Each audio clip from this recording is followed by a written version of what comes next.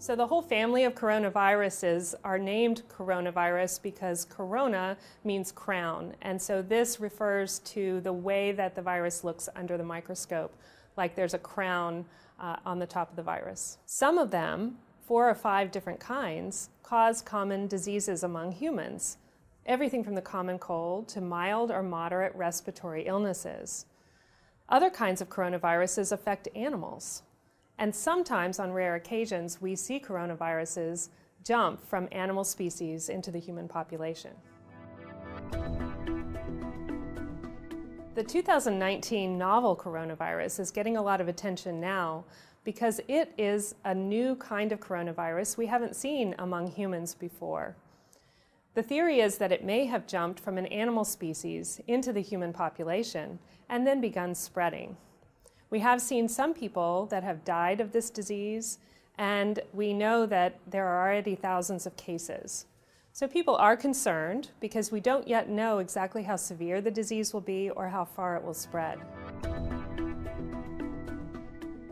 When a new virus emerges, we often have to learn much more about it. And one of the things that we question is, how does it transmit from person to person? We know that most respiratory viruses are spread by large droplets that come out when people cough and sneeze and stay aloft usually for about 6 feet in front of them. They land on surfaces and then can also be transmitted between person to person by touching those surfaces, such as doorknobs or other surfaces.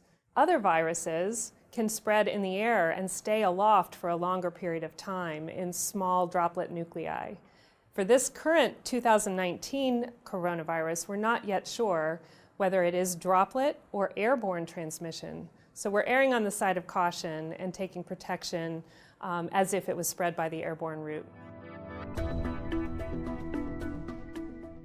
We're still learning a lot about this 2019 novel coronavirus to understand how dangerous it might be. Right now, the majority of the cases are in China. We know that some travelers have brought the virus to other countries, including the United States.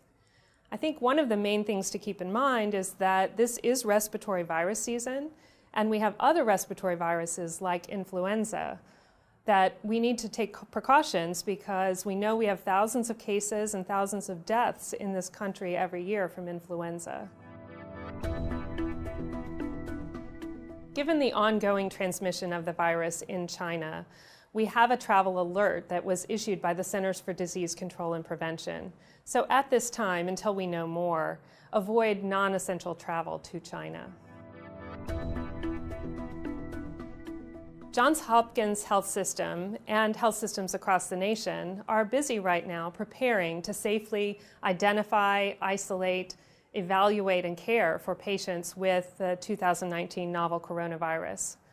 We have the capability of doing this safely by utilizing personal protective equipment, by implementing travel screening so that we can quickly identify patients who have risk factors for the disease, and then implementing isolation precautions, the use of personal protective equipment, and other measures to make sure that we limit the spread of the virus.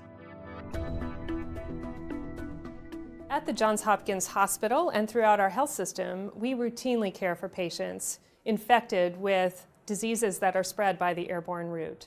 So we have expertise to do this safely.